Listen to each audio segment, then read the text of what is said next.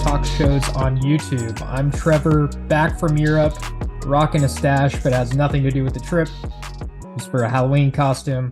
But is now November as of the release of this video, and Texas has one of their biggest games of the season coming up this Saturday at DKR, taking on the Kansas State Wildcats in a ranked matchup that has Big 12 implications right on the line. So since we've been gone and haven't recorded a video in a while, we're not gonna recap all the past games that have transpired, but we're gonna give our general thoughts first before going into Kansas State, and just kind of discuss where this team is at and where we see ourselves going forward. So before we get into it, though, please like, comment, subscribe, all the usual. Means a lot, helps us grow, all that good stuff.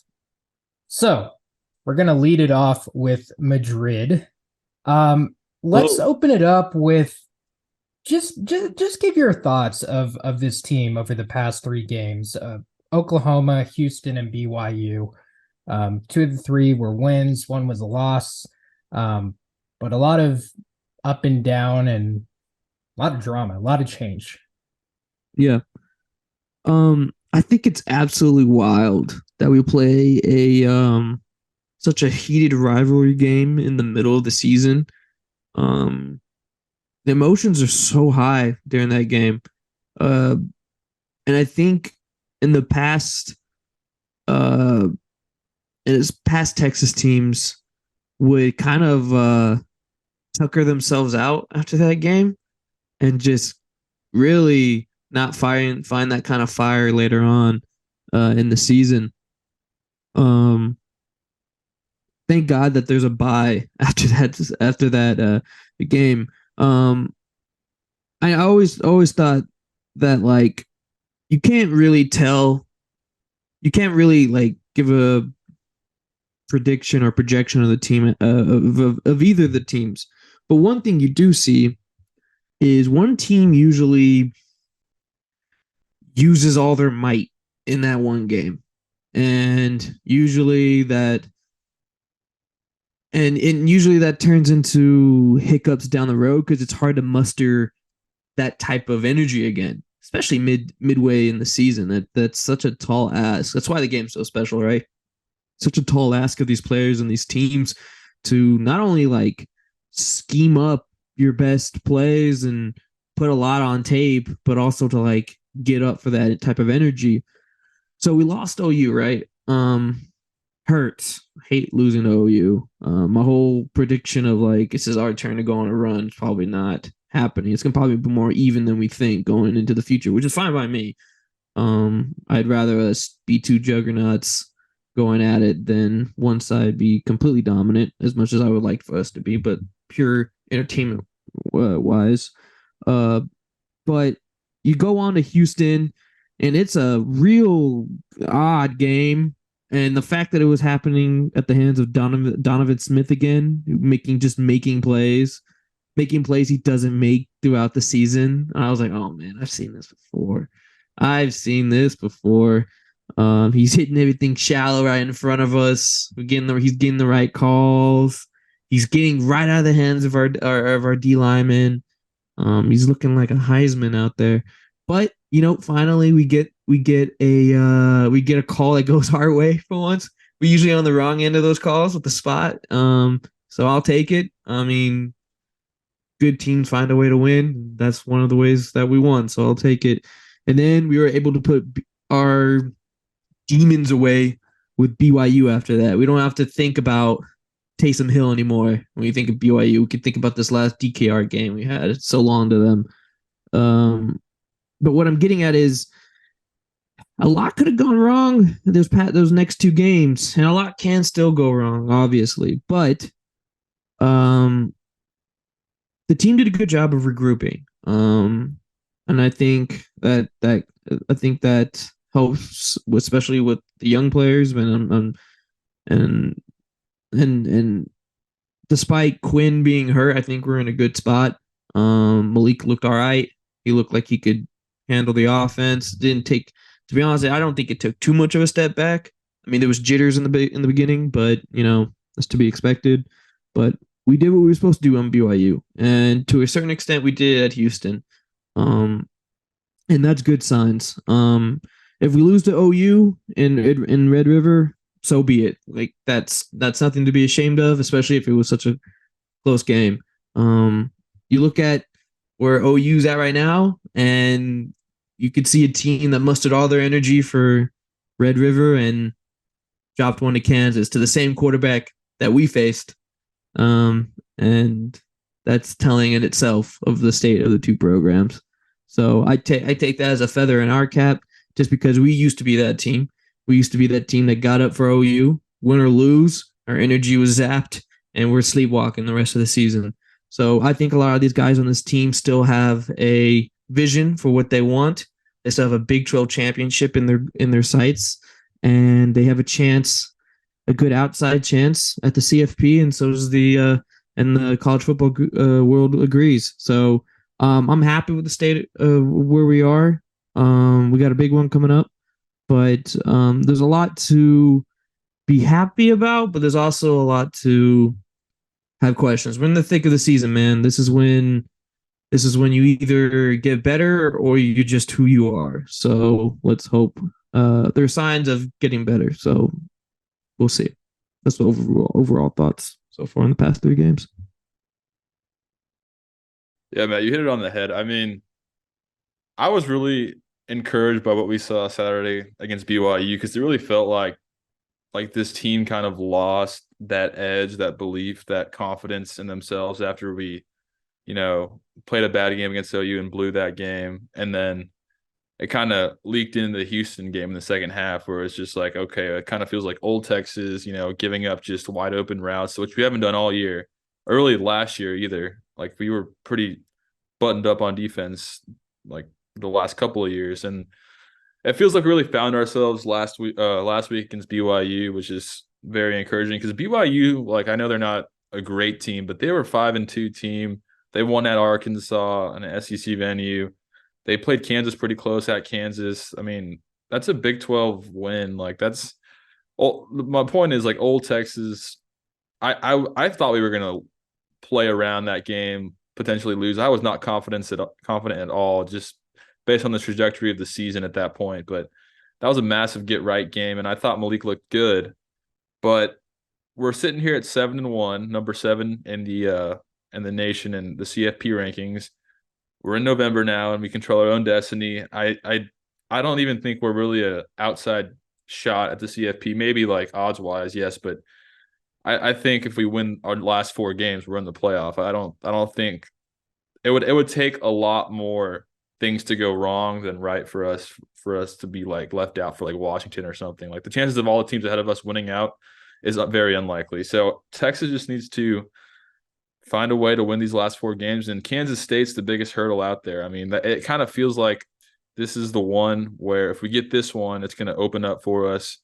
And I know at Iowa State, it's going to be a night game blackout, probably going to be absolutely horrific. But I just feel like this team has the maturity to get it done if we get past this one. This is the last really good team we're going to play. But there are trap games, of course, and then the Big 12 championship, of course. So I'm just happy with the mental makeup of our team over the last couple of weeks because I know old Texas teams definitely just – spiral after that OU loss. And I'm happy with Malik. I think our defense finally is picking back up again, man. It looked really good Saturday. Probably the best defensive game we played all year. And we just need to clean up some things, of course, on offense, obviously the red zone issues. But Texas still is like a top – we still average over 30 every game. Like we always score over 30. And only 4 other teams in the country can say that, I think, that have scored over 30 in every game. Obviously, our average isn't extremely high, but like we're at least hitting the mark every week. We just need to make sure that we punch in those red zone opportunities. But yeah, at this point in the season, if you told me that we'd be 7-1 with a chance to control our own destiny in November, like that's what we wanted, right? Like we've come a long way from where we were at in 2021, losing to Kansas, getting run out of the building by Arkansas, and now we have a big game in DKR Saturday. So very excited to see what Sark dials up. Yeah, it's been an interesting like wave mid-season starting with Oklahoma. That's a game that you kind of leave scratching your head. It seemed like a very winnable game, and in retrospect, it was. Um, it was just a few small things that either didn't go our way or just little coaching mistakes or, 3 turnovers for Quinn. I know he had a good game outside of those turnovers, but if you lose the turnover battle like that, you're probably going to lose most games that you're in regardless. Um, so it just kind of wasn't our day. The defense kind of regressed in that game. It was really kind of shocking just what that change of pace. A lot of notable, stars like um, Jalen Ford had a pretty bad game, and I mean, really, most of our defense really just didn't look good. So, bit of a head scratcher there, and then the bye week, and then Houston team started out good, and then totally fell behind. Defense also looking just not good. But BYU was a good turnaround game back at home. Team was able to gain some confidence. Our defense looked like still not quite to the level that it was at the beginning of the season, but a definite progression there. So hopefully this was just kind of a little slide. I think Madrid said it beautifully. And I don't know if it's Mac Brown that said this or just general college coaching, but there's kind of this, saying or mentality or something like that, where basically a college team can play its best game like 2 or 3 times. Maybe it's only 2 times in a season. You're going to get the best performance out of a team for a game. Oklahoma, I think, played their best game against us. I don't think we got that level. I think we got that level against Alabama, and maybe another top tier game is coming down the road for Texas. But with that saying in place, that makes sense that Oklahoma kind of dipped down after that game, struggling against UCF and then losing to Kansas.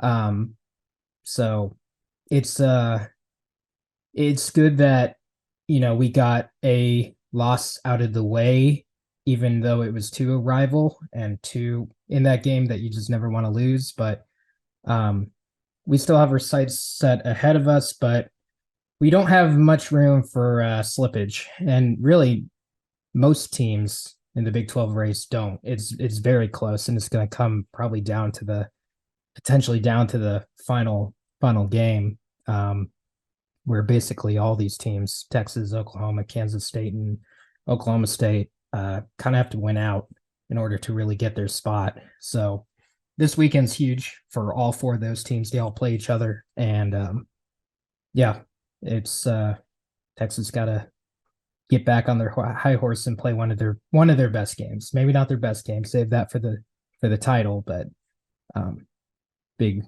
week ahead. Any other thoughts? Kind of recapping past few weeks that we wanted to add. No. I forgot to mention that after that Kansas game, it wasn't just Texas fans. A lot of people were just saying, like, after we blew out Kansas, that like Texas might be the best team in the country. Like, why is Texas not ranked number 1? And I feel like we all have that battered fan syndrome right now. I mean, I do. That's why I was nervous against BYU and we're nervous for Kansas State. But I have to have some faith in this team that they can refine that the way they were playing against Kansas. We were just rolling. We blew out. I mean, we handled Bama, blew out Baylor, blew out Kansas, who's good. So I just hope we can continue to, because I saw that same team Saturday against BYU, that one that was so dominant early in the year. So hopefully we just keep building on that Saturday. So yeah, that's my. I think I think go ahead. no, go ahead. No, you got it. No. I think a lot of that has to go with health and I don't know. I think in BYU there was a lot of defensive changes that I thought helped, including health. I mean, Catalan's still MIA, but You saw Jade Barron get a little bit of swag back. You saw the secondary do its thing. Um, you saw interior defensive linemen finally get to the quarterback and make life hell. And on top of that, some defensive changes when it comes to like crossing routes. We finally decided to diagnose that, and all that to say is just, you know, I think a big reason why we looked like we did before the OU game is because we got collected again, and we made some in-season adjustments, and that's really refreshing to see. So yeah, I just wanted to add to that, how we feel like we got back on schedule. Yeah, what I was gonna say is maybe before we, and this may even be a good transition point because it is looking ahead as well, which we're gonna get to here. I think we'd be remiss if we didn't touch on the Malik Quinn situation. That's huge. Quinn getting hurt against Houston. Malik having a good, like golf clap kind of game against BYU. Nothing wild, but also nothing horrible, despite the turnovers. Looking ahead, again, we'll use this as a transition point. What do we need to see out of Malik, and can our offense continue to be a not gangbusters but solid unit that will be able to win us games even when the defense is kind of refining itself? I thought that Malik played really well Saturday. And I think he just needs to continue to grow from that. Obviously, the things everybody's going to say is get rid of those 2 turnovers because those were bad, really bad turnovers. And that's what you don't get those with Quinn. But I also feel like some things he did, Quinn can't do. Like that touchdown he threw to AD Mitchell. I know for a fact Quinn Ewers throws a little check down to the flat. He does not throw that ball before AD Mitchell breaks off his route like Malik did.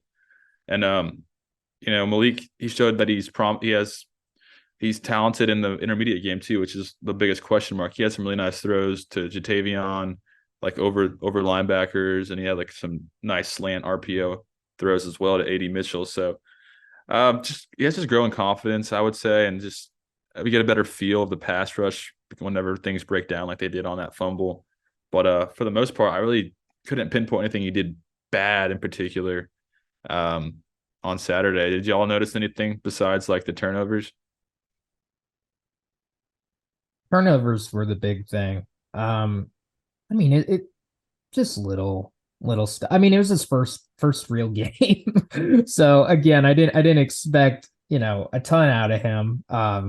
I mean, the way that he came on the field was electric, and made me think like, oh shoot, are we about to like see this guy take this job? Like, the cheers that he got, and the hype that he played with. And you keep hearing the reports about how he's like the most liked player on the team, which is amazing for a backup quarterback, and with Arch Manning behind him. Like that's just outrageous that in a good way that people look at him like that. So the way that he came onto the field made me think, oh shoot, this is kind of like I mean, it's not what Sam Ellinger did in his freshman year with Bouchel, but it was kind of like one of those. I was wondering if it was going to be one of those moments where it's like, yeah, this is our guy.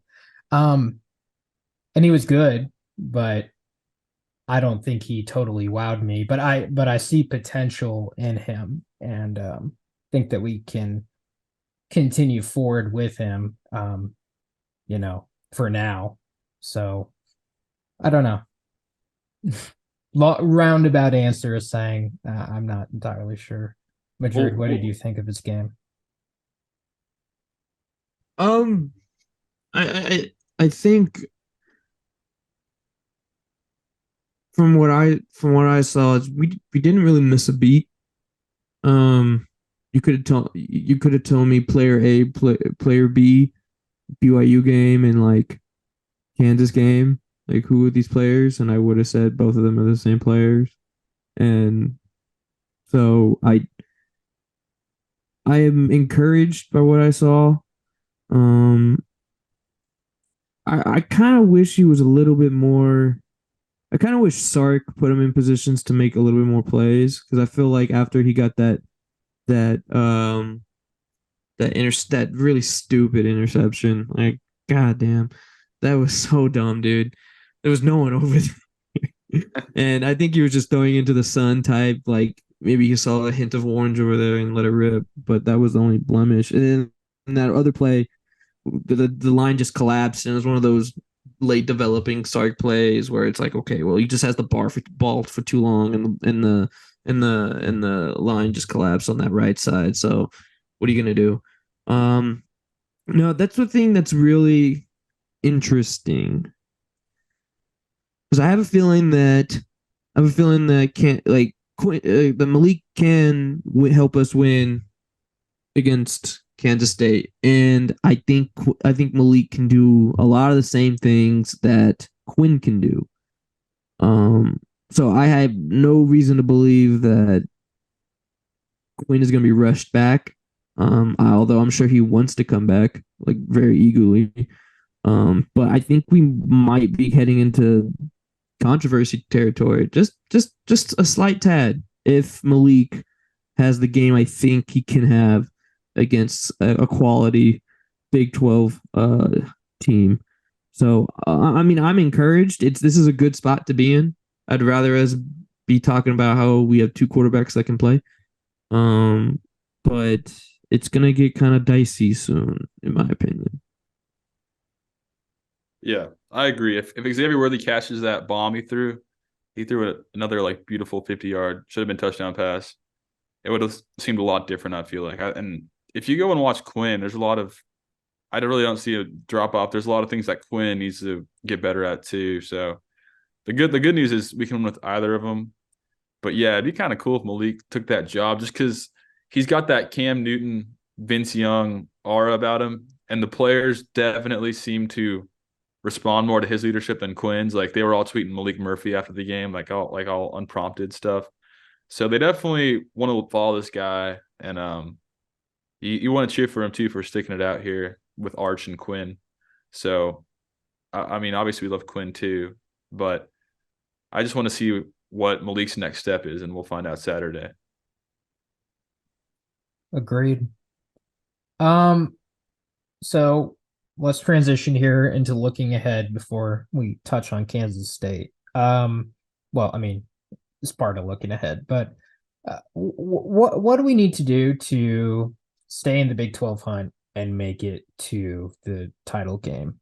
Do you guys think? I mean, obviously, winning this game and winning out is necessary, most likely, in order to make it. At least from what we can control. But what other factors do you think are critical to our success? Yeah, if we are to lose the game, we want to make sure that it's to Texas Tech or TCU if we want to have any chance of making it with two losses, which we need to win out. We need to win out. We need to beat Kansas State. And once you beat Kansas State, you're sitting pretty there. But you don't want to lose to Iowa State or Kansas State because they're in that five-way tie. And if you have two losses and then they have the head-to-head with one loss, like you're screwed. You're on the outside looking in. So in terms of like the standings, we just need to win out or lose to like Tech, I guess, if we had to take a loss. But No. yeah, lose to Tech. No. Like, casually saying lose to Tech, that would be miserable. Yeah, I'd rather just win out. The last team I want to lose to. No, but as far as like team wise, I mean the defense. One thing I noticed Saturday, and I wrote it here in the notes, I really love that look of Mo Blackwell, Anthony Hill, and Jalen Ford as the linebacker core, and then you have Jahdae Barron out there at the star position. It's just you just got ballers with speed everywhere in that second level, and they just crash down so hard, and they can cover. So I really like that. Needs to be our core right there, and the second layer of the defense going to the back half of the season. I know I love Benda. Jet Bush is solid too at times, but he's more on the line these days in the edge. But but still, like those need to be our guys, and just need to keep our secondaries healthy. I mean, Ryan Watts coming back was obviously a godsend. Like you can see immediately when he's in the game and when he's not. And then hopefully get Catalan back and keep feeding Jonathan Brooks as well. That's our best player, I would say, pound for pound. And I feel like Sark still kind of underutilizes him a little bit, but it's hard when you have so many good, talented players everywhere, like Jatavion, Xavier, AD Mitchell. Everybody needs. I mean, Jaden Blue and Keelan Robinson that like looked amazing too when they got touches Saturday. So it's hard to get everybody the ball, but and then lastly, of course, I keep talking about it. Red zone, man. If we just scored in the red zone like consistently, just like at an average rate, like just the like we'd be averaging over 40 a game. We would have won like 49-6 against BYU, or like 45-6. Like we're shooting ourselves in the foot there, and that it shouldn't be that hard. Like it should not be that hard. We're able to move the ball so easily. Then we get to the red zone and Sark or the O line, or it's just a combination of things, of course. It just looks horrible for whatever reason. It just stops working. So I have faith that we'll work through that at some point. Hopefully it's against Kansas State, but I think there will be that moment where the light bulb just goes on and we just score a couple times in the red zone at will. And then from there on, it'll just become, just habit for us. But right now it's very much in our heads and Sark's head. Madrid. You kind of said what I want to say, but mainly just bring on the younger guys and let them shine a little bit, especially on defense. Kind of feel like maybe that was the game plan all along. Just because, I don't know, personally I'm tired of seeing Jaron Thompson back there. So maybe a little bit more Derek Williams. Maybe that's just a personal gripe of mine. But yeah, just bring on those talented young freshmen, just because I feel like their juice and their fresh legs could mean a lot down the stretch. And if they've already shown flashes, so like I would love to see more of Derek Williams, Moose Muhammad. Hopefully he's okay. I know he got hurt during the game, but hopefully he's okay. And even Finkley to a certain degree has been playing really well, so I would love to see him. Jamon Tab, I mean, I know he's not a young guy, but just those fresher legs just to get us over the hump. Because it's tough. Football's a marathon, not a sprint. So having quality depth is going to be so important. And especially going into these last 4 games. Other than just keeping the energy high, you touched on the red zone. I want to get a little more specific on it. We get really predictable down there. We have all these nice, showy plays, misdirections, and in between the 20s. But as soon as it's time to go, I would even say, maybe not even at the start of the red zone, like 10 yards and in, we just start handing the ball off, or we get in a bunch formation, and it's not even a bootleg or anything. Maybe they're setting that up, but it's midway through the we're in the last quarter of the season. It's time to start showing that off a little bit, or I don't know, maybe spread it out a little bit. We haven't seen that Xavier Worthy. I think it's a whip route in the front end of the end zone since Worthy dropped it. But it's either like a slant to AD Mitchell, or like some kind of variation of a heavy run package. And then if you have Savion Red in there, it's like, okay, well, this is what they're going to do. Maybe they're setting stuff up and for the last half of the season. So maybe I'll eat my words and it'll pop off a little bit. But I just wish we didn't just lose our entire identity when we got that close to the goal line. And then on top of that, there are times when you just need to take the points. I don't care what the analytics say, man. Straight up, I don't care. If you, I don't remember what the score was, but no matter the opponent, like if it's a 1-score game and you have the chance to make it a 2-score game, even by 3 points, and it's the second quarter, take it. Just take it.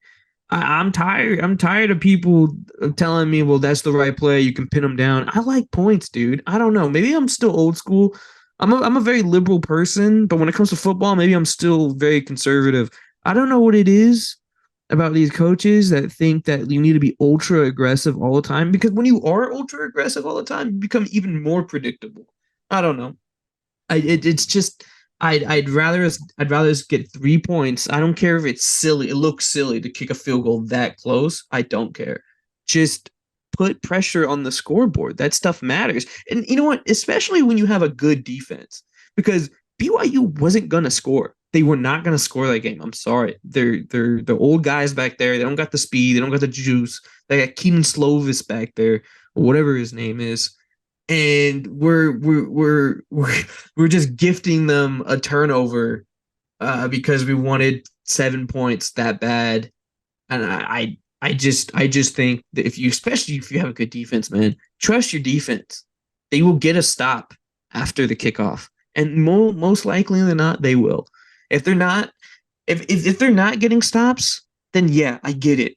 Go for it right there. If you're like, I can't trust my defense, I get it. But we weren't in that situation. So yeah, just take points, man. Points win games. I don't know why I'm even having to explain that, but yeah.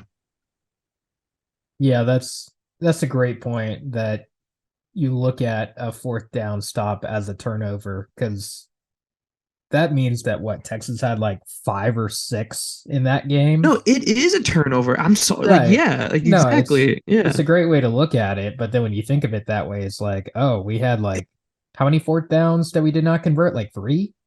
Yeah, 4? and also on top of that, that takes the wind out of a team's sails, and even a home stadium so fast. So fast. Yeah, it's really cool if you get it, and it's great, but if it's not working, man, you are really like hurting my heart. My heart is gonna explode. You're making my heart explode. Yeah, and also like I know that Auburn isn't great, and he's not bad either. Like he's like a average college kicker, maybe slightly above average. But especially if we have like bigger sights ahead of us, like a Big 12 title or playoff, if we get to that point, don't you want your kicker fresh, like, and confident, like for these big games? The fact that he hasn't kicked really, I don't know if he's kicked in the past 2 games. You know, there's that one fake that was stupid against Houston that Bert Auburn did. And I think that's the only time we've seen him past couple games. Well, outside of the extra points, I guess, but you know what I mean. I agree. I think it's silly. I mean, there are times to go for it on fourth down. There are times to go for it on fourth and goal. Absolutely. But when you have a comfortable lead and yeah, more times than not, take the points, especially when you know that this team isn't really good at it. That's the biggest thing, is I'm like, this isn't a good team on fourth down. Like, we're just not, or not even fourth down, but just short yardage. We're not a good short yardage team. I don't know why, because we do a decent job running the ball outside of that. Yeah, we get, like Myra said, we get down the field just fine. It's once we get into the red zone or whenever it's like fourth and short, we just are. I think, I don't know if part of that's the offensive line, if it's Kyle Flood not coaching the line to like be ready for these, you know, short yardage situations. I know it's a different style of blocking whenever that happens. I think that's part of it, because the holes always seem clogged, but part of it's the predictability too. And like you said, spread it out, I think, is the big thing that we could be doing whenever we're, you know, getting closer to the goal line, because right now it's just, you know, super predictable. And we're putting it, no offense to Sig and Red, but we're putting in the hands of like a fourth string running back, converted receiver. Like no, again, no offense. Oh, like yeah, dude. Roshan is great because he, you know, he was a quarterback and got converted, but like he's like a star in the NFL. Like you can't. I know that we keep saying Red is like the next Roshan, but like, and again, he's not bad. He gets some fourth down conversions. It's just like, put it in your best players' hands. You got Worthy, you got Brooks, you know, you got some really stud players, and we're putting in the hands of, you know, this guy who I know is fresh, and again, he's not bad. It's just, I don't know. We're overthinking it, and when in doubt, put the ball in your best player's hand and also just take the points and look at the trends of the team. We're not good on short yardage. So just don't get yourself into that situation. And when you do, take the points. Unless you need to go for it. But it's yeah, I think it's a little silly. Yeah, just to wrap that thought up, like think about who Sark is, and it's like misdirection, motions here, motions there, routes to get guys open here, to get a crosser in the middle of the field. Like he's a master at scheming people open, right? He's a master of getting the look that he wants to get. But then when it gets crunch time for like you need a yard, you need 3 yards. It's like, okay, it's time to go jumbo, like 1980s football. It's like, that's not who you are, man. Yeah. Like, I'm not asking you to get cute. I'm not saying we needed to like double reverse or like go sideways or something, some cute play like that. I'm just saying, I know you got plays to get guys open. Yeah. Get the guy open. I know who you are. Stop playing this. I mean, it was evident in OU. Was it OU where they stopped us? Yeah, where Jordan Whittington took it to the one, and we ran. I was like, he did his best Tom Herman impression. I was like, you just ran the ball. You just slammed the ball into the teeth of the defense 4 times when the past 2 times didn't work. Dude, think. We don't need to send a message. I hate that type of football. Like, it's just so counterintuitive. Like, do the things that you were good at. Like, you don't have to prove anything to me, dog. Just, I know what you can do. Do it. So yeah, it's just a total, like, they throw out their identity when and it just reminds me of like 18 wheeler package. It's like, yeah, that was so fun, but everyone knew.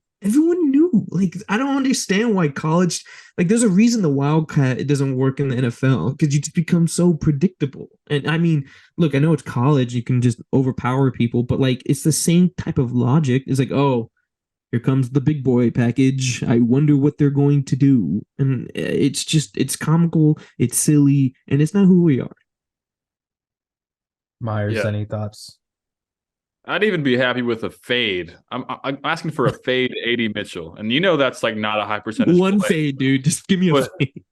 You got like the best jump ball catcher, big play maker in the country, arguably, him or Keon Coleman, 80 Mitchell. And we've never thrown him a fade, and we can't score in the red zone. So let's just try that. I mean, we've tried everything but that. So, and like you said, Madrid, you nailed it, bro. It's so infuriating to watch. And Sark we 3 times BYU stuffed us on 4th down and like 4th and goal. Like, that's like from the 2-yard line and the 3-yard line. Like, that should never ever happen. Like, maybe once, okay, like, good job, but yeah, you're right. Unacceptable. Got to get better. Okay, so now we're gonna get a little bit into the K-State game, kind of preview it for you guys, and then we're going to give our predictions for it as well. So, Myers, how about you kind of lead it off? What should we expect out of the Wildcats this season? Yeah, K-State's really good. It's probably the question mark second best Big 12 team, maybe the best team. The reigning champions. Will Howard's back again. He's been there for a while now. But they kind of split time at quarterback. They got this stud freshman, an actual 4-star at Kansas State, Avery Johnson, quarterback, and he's really dynamic, really good. He can run, he can pass, and he's kind of, ever since they started playing him, they've kind of taken their game to another level. Like, he's kind of provided that spark for them. But yeah, year 5 of Chris Kleiman, they're like an established program. We know what Kansas State is, very physical. I mean, Cooper Beebe on the interior of the line. They have a couple good running backs with DJ Giddens and Trayshawn Ward, I believe are the names, but no Deuce Vaughn, which is nice. But and on the back end, I mean, they have a solid defense, of course, top 15 in scoring offense and defense, which is concerning, I would say.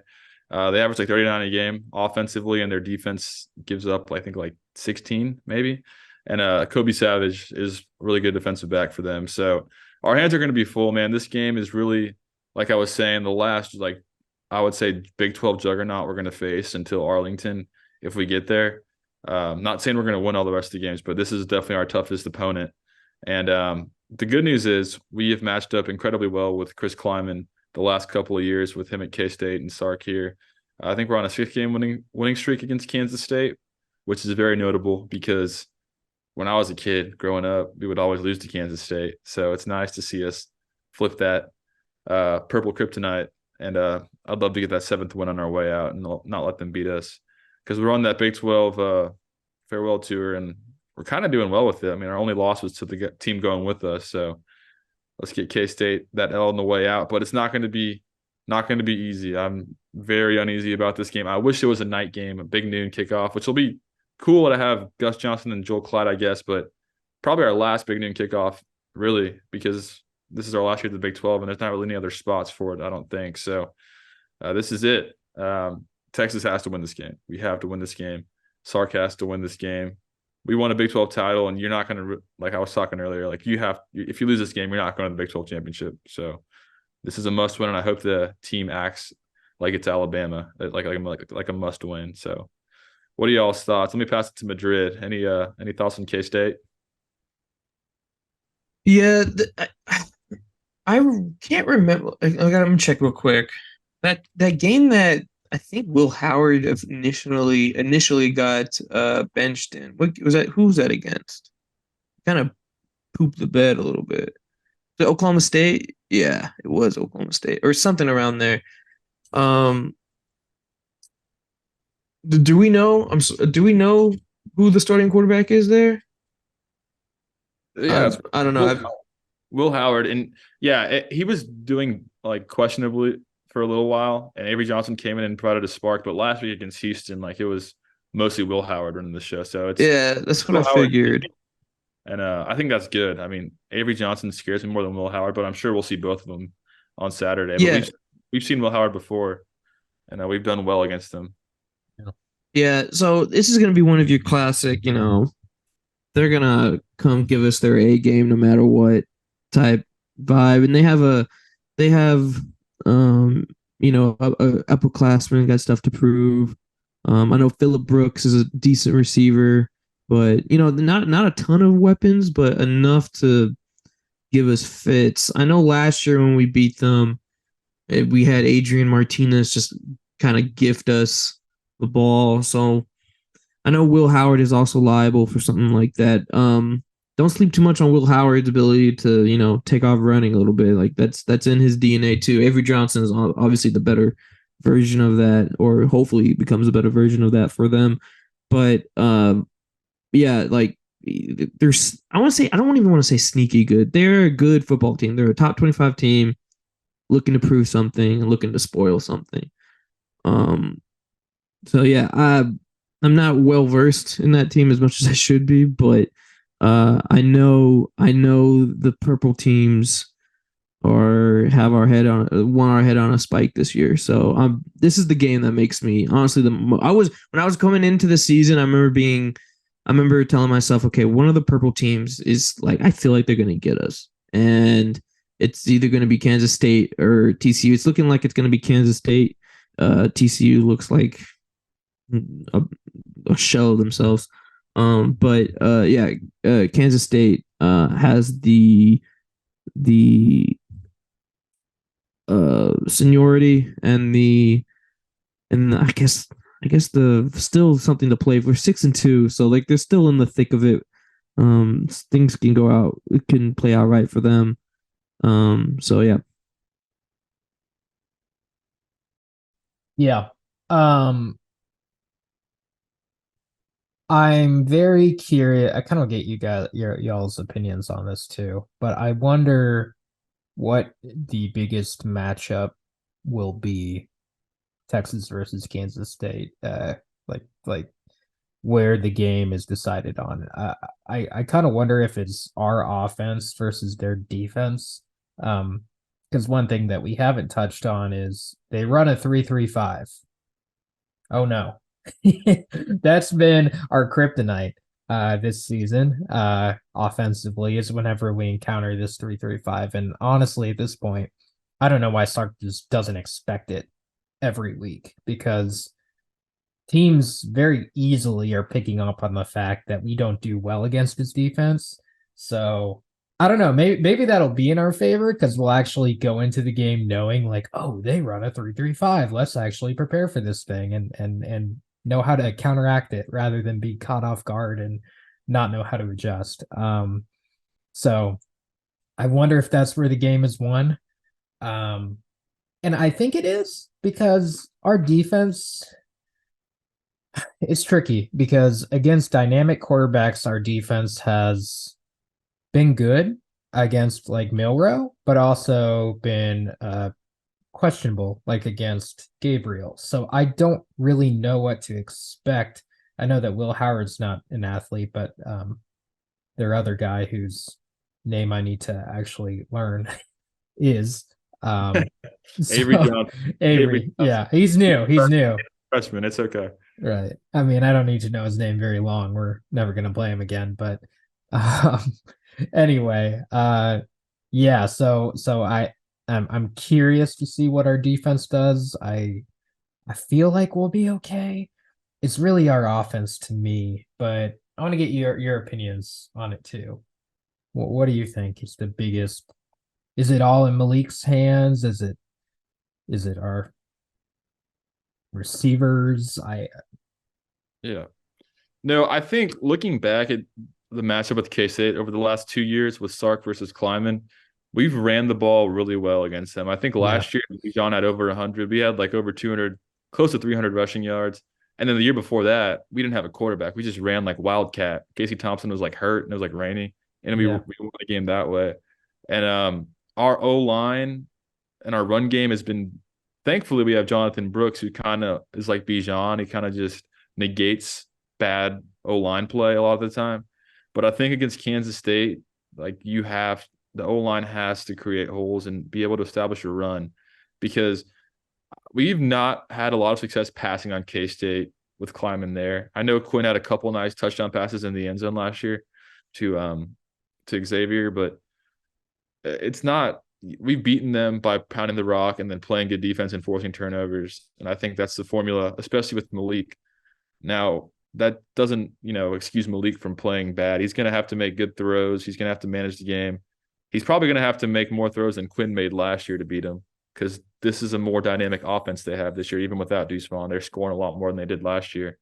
So we're going to have to pass too, but I think, sounds cliche, but especially with this matchup, and this is how we've been so dominant against them recently, is running the ball first, and just because that's their identity. They want to, be physical, control the line of scrimmage, and luckily we have that physicality now with Sark and Kyle Flood to do that. So I think that's definitely paramount for us in terms of like a matchup. And also, I want to watch Cooper Beebe. He's a first round interior lineman for sure out of Kansas State, against Tavondre Sweat, who I think is absolutely a first rounder. I know he's a little bit older. I think he's a redshirt senior, but like the way that guy plays every week and the versatility at that size and his speed, that guy's if he's not a first rounder, he's a longtime NFL player for sure. So that'll be a fun matchup to watch too within the game. Madrid, anything? Well, yeah, I noticed the same thing where it's like can't really muster explosive offenses against this program for whatever reason that is. I don't know. Everyone's dialed in against the big play against us. I'm still in the camp that believes that Malik is, redshirt freshman, right? Or sophomore, redshirt freshman. I don't want to put, even if you have the word freshman in your name, I don't like putting a lot of pressure on them to make the plays. Now you can scheme them up to make them have explosive plays, yeah. But this is one of those where I'd like to see Jonathan Brooks just kind of terrorize the other team. I think it's a chance for our O-line to really assert themselves, and establish that run on them, and I think that could help us really get out on them. And I know that helped us last year. I mean, it was not crazy close, but close enough game last year. It came down to a final drive and a fumble recovery. So I expect a little bit of the same. I respect K-State a lot for how consistent they are.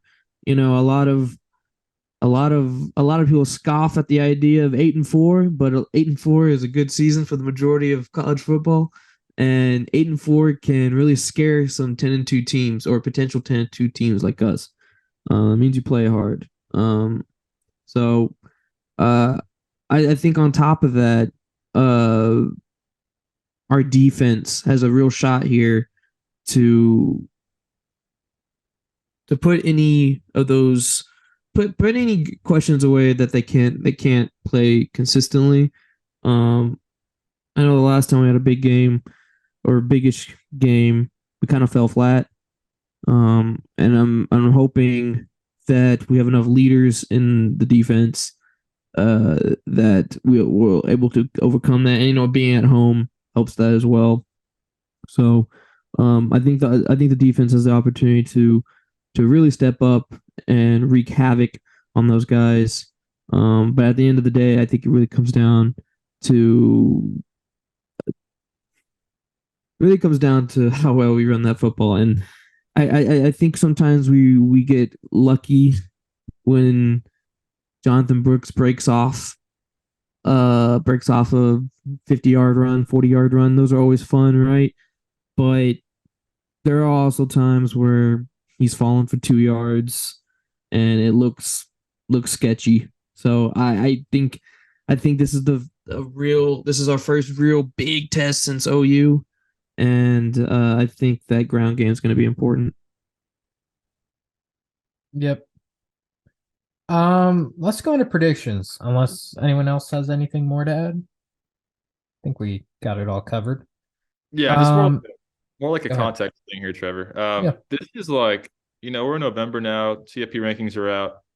This is probably our biggest matchup, big noon, our most notable spotlight game, like that we can see in the last couple of weeks that we have. So, and speaking of Jonathan Brooks, I mean, if you look at the Heisman race right now, there's no surefire like guy running away with it. Like they're trying to put Jaden Daniels in there right now, which I think is silly. I mean, the Yeah. LSU got good stats, but like they're reaching for that. So let's say we play well, we look good. Jonathan Brooks runs for 200, 3 touchdowns. He's got the stats to back it up if we're like a playoff team to be in that conversation. So that'd be awesome to see Brooks kind of burst onto the scene this weekend, which I think is very possible if he has a big game in terms of Heisman. And also just like you want style points, you want to look good. I mean, not style points against Kansas State. We want to win against Kansas State, but you want to. People have written Texas off since the OU game and then since the Houston game. So I think in the eyes of the committee and the eyes of just, I don't know, it really doesn't matter, I guess, at this point in the season, but I'd like to see us play well and kind of get that respect back.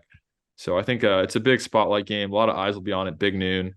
It's a loaded Saturday, but I think we'll be like kind of the primary game to watch at noon, which always has good ratings. So a lot of eyes on Texas. So I hope Jonathan Brooks and Texas know that and play like it. One last thought. I hope the boys get some good rest on Friday. I hate early games. Because I just remember how I was as a 18, 20-year-old, like getting me up to do anything on the weekend, dude. Like I know they're borderline professional athletes, but they're kids, bro.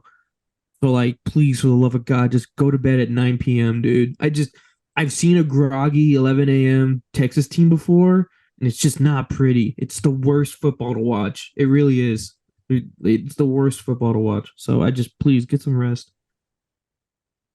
That's a great point. I don't know if I agree with you. I feel like Texas has done well in some 11 a.m. It's been a mixed bag. Like that first year where we scored 70 on Tech, like that was an 11 a.m. game, I think. And all the Red River games are not to diminish your point. I hear you and I agree, but it lurks, bro. It lurks. yeah. All great points. I'm trying to think if there's anything else I want to add, but I think we got it all covered. Predictions. Who wants to lead it off? Trevor, you lead it off. I'll lead it off. Why not? I haven't talked in a minute. So I have Texas winning.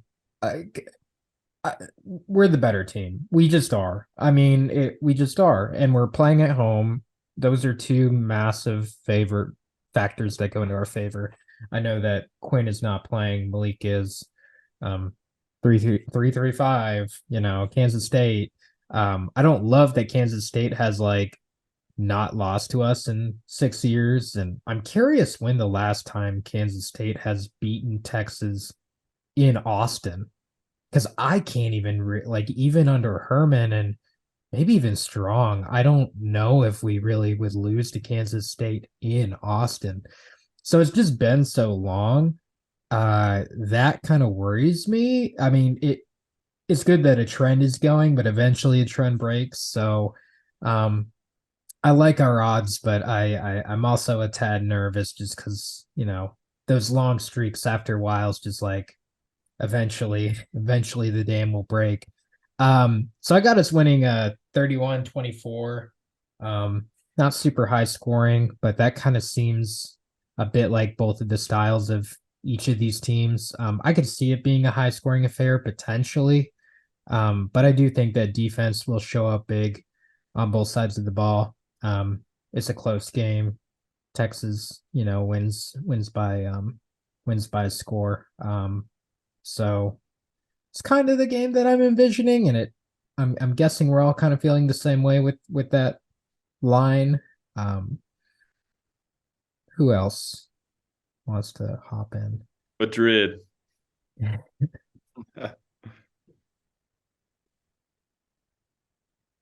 Okay. So I'll keep it short and sweet. Like I said before, 8-4 teams love to give 10-2, love to give 10 and potential 10-2 teams or 10 or whatever. You get the vibe. Potential powerhouses. They love 8-4 teams love to muddy the waters. Kansas State is a good football program. They transitioned well from Snyder. They're viable, and they win games and they develop players.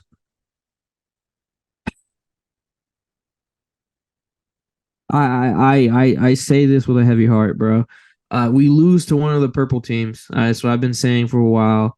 So we lose this game 33-30, and just the worst. It's gonna give you like, yeah, that's a Texas loss right there if I've ever seen one. So I hope I'm wrong. Please clown me if I'm wrong. I would welcome that immensely. But yeah, we're at the point of the season where I smell a hiccup somewhere. I just really do. I'll believe, and you know what? As much as I love the culture and the team building that's been going on this team, I still believe these things take time. They take years to produce, and I think we're still liable. I think we're still liable for something like this. Please tell me I'm wrong, but yeah, 33-30 K-State, unfortunately. Man, I wish I could tell you you're wrong, but I feel the same way, and I don't want this story to end. This team is special. It's a great collection of upperclassmen that have been through it all, veterans that have developed, and I would hate to lose this game. And then, like, if we lose this game, we're pretty much not going to the Big 12 title unless we get very lucky, just because of the way the schedule lines up and how late we are in the season. So it's really, I have a horrible feeling about this game. But I also had a horrible feeling against BYU. So, I expect this. I can see this going two ways. And my prediction really doesn't align with any of the two ways that I see. So I'm kind of just predicting what Vegas is predicting. But I can see us losing this game. I can see us just having a sleeper. K-State's on fire. I mean, they've been blowing out teams like 44-0 against Houston. The week before they blew out TCU at home. And like, they're on fire. They're confident. They're the reigning Big 12 champions. And I think this is their Super Bowl. I don't know if K-State has beef with Texas, but this is their biggest game on the schedule for sure. And, they want to get that win over Texas. They haven't had one since Obama was president. So I picked Texas to win, right? I picked Texas to win 34-27, but I can see Kansas State going in and just kind of pushing us around, and Malik not playing a clean game at all. And then we're really missing Quinn. Like, we didn't miss Quinn that much last game. I could see it being like, dang, we really missed Quinn this game because K-State's a lot more buttoned up on defense, and they just create more problems. And the 3-3-5, of course, gives Sark issues. I could see that, but I could also see Texas playing like a very clean game where we just flex our athletes on them, because I know Kansas State's good, but like it's still a bunch of 2-stars and 3-stars from Wisconsin and Iowa and Kansas. Like I know they have a couple good players like Brooks, Trayshawn Ward, Kobe Savage, but for the most part, these are 2-star, 3-star guys. And I could see Texas, new Texas, not old Texas, new Texas, the one that we've seen against Kansas, BYU, Alabama, Baylor, Wyoming in the fourth quarter. I could see Texas just getting on them early and just using our athletes, out-thinking them and just executing, and Texas kind of winning a comfortable game, not a blowout, but winning by multiple scores, like 14-point, 17-point win. But I have here Texas 34-27 in a nail biter, and that's probably what will happen. I hope I'll take a win of any sort, but I will say, though, the Big 12 is winding down right now, and it's kind of like a de facto Big 12 tournament championship this weekend. Like the winners kind of go to Arlington with us versus K-State, and OU, Oklahoma State, and Bedlam. If Oklahoma State wins Saturday, they're going to the Big 12 title because their last 3 games are a joke. And, winner of Texas, Kansas State's in a really good spot too. So it's this obviously very pivotal moment in the season, but I have Texas getting it done. But oh man, we get past this and I'll be very confident. I will say if we win this in my one scenario where we win comfortably and we kind of dominate the game, then I'll believe in this team is different than years past. The culture is completely overhauled and we'll go on to go to the Big 12 title and win it and potentially be in the playoff.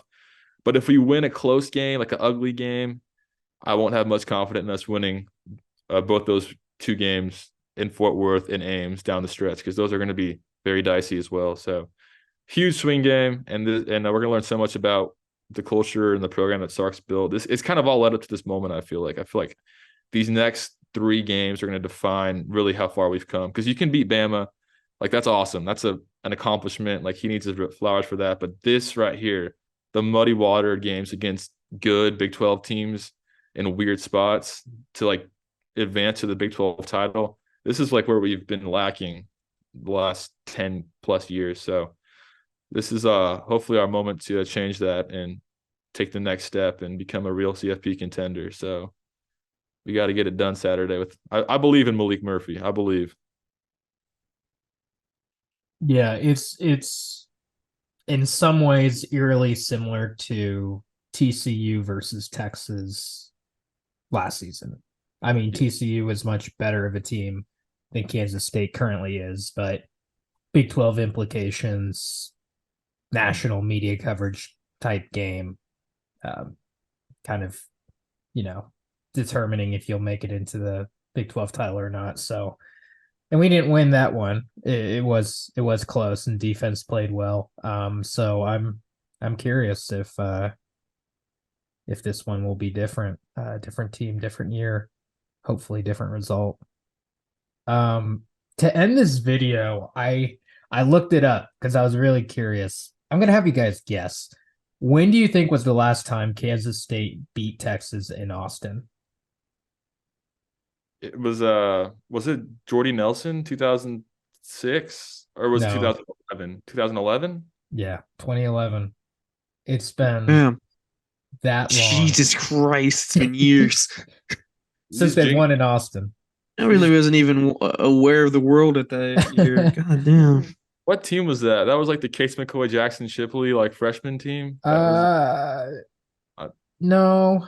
Was it 2011? Yeah, it was. It was Garrett Gilbert still around in 2011? He got benched in 2011. No. So Case was playing? I think. I have to go back and check. Or was David Ash there by that? I was going to say, is David Ash? Ash was back yeah, up. Ash was in 62. Yeah, you're right. I don't know, but that was a forgettable time. That was a fuck time. It was a very grueling time. Right. All those late Mac years I kind of forget about. You know? In my mind, Mac ended in 2009 and it was strong from there. Yeah. Those last few Mac years are a blur, dude. Those don't exist. Right. Yeah, you're right. We're in such limbo, bro. Oh God, I'm getting chills, bro. Yeah. because we weren't like bad. Like Charlie was No, like we were just so bad. mid though. We were so mid.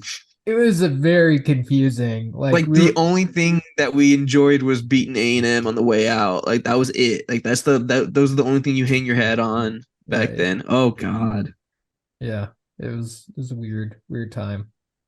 But yeah, hopefully that stays the last year that Kansas State wins in Austin. Yeah, absolutely.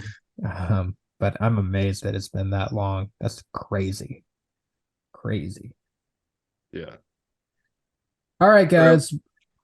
Thank you all for watching the video. If you made it this far, you're awesome. You're a real one. Hopefully the Horns handle business and continue on the road to winning out and making it to the Big 12 title. As always, like, comment, subscribe, all the usual. You know what to do. Horns up. We'll see you guys in the next video. Thank you for tagging along.